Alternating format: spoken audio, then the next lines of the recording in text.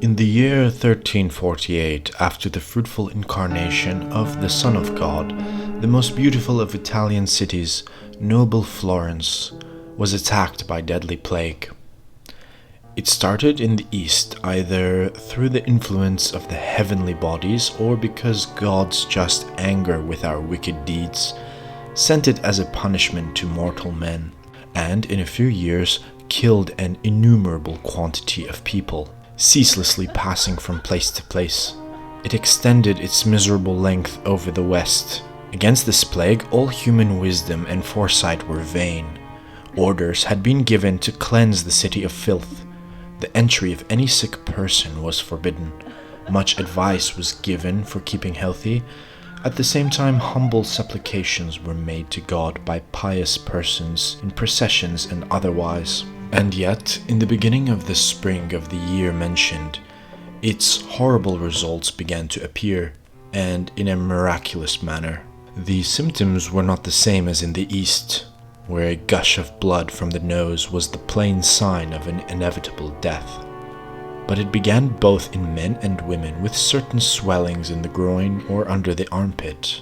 They grew to the size of a small apple or an egg, more or less, and were vulgarly called tumors. In a short space of time, these tumors spread from the two parts named to all over the body. Soon after this, the symptoms changed, and black or purple spots appeared on the arms or thighs or any other part of the body. Sometimes a few large ones, sometimes many little ones. These spots were a certain sign of death, just as the original tumor had been and still remained. No doctor's advice, no medicine could overcome or alleviate this disease. An enormous number of ignorant men and women set up as doctors in addition to those who were trained.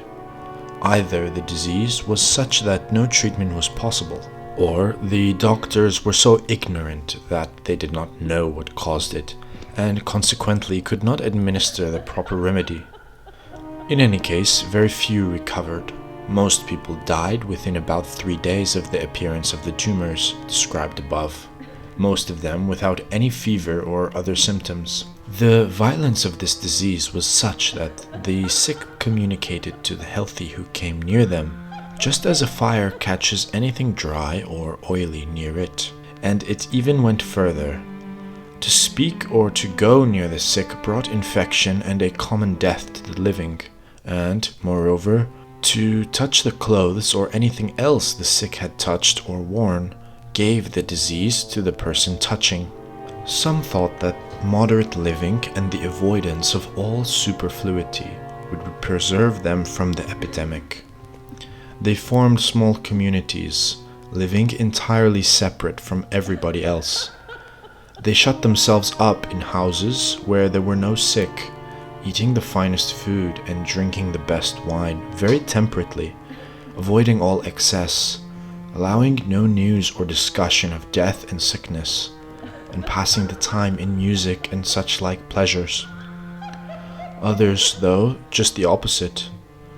They thought the sure cure for the plague was to drink and be merry, to go about singing and amusing themselves, satisfying every appetite they could, laughing and jesting at what happened. They put their words into practice, spent day and night going from tavern to tavern, drinking immoderately, or went into other people's houses, doing only those things which pleased them.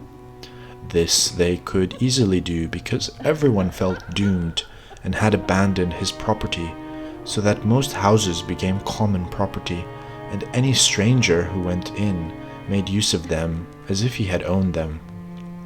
And with all this bestial behavior, they avoided the sick as much as possible.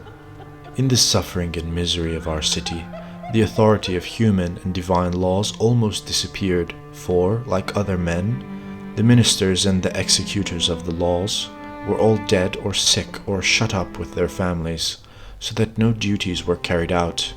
Every man was therefore able to do as he pleased.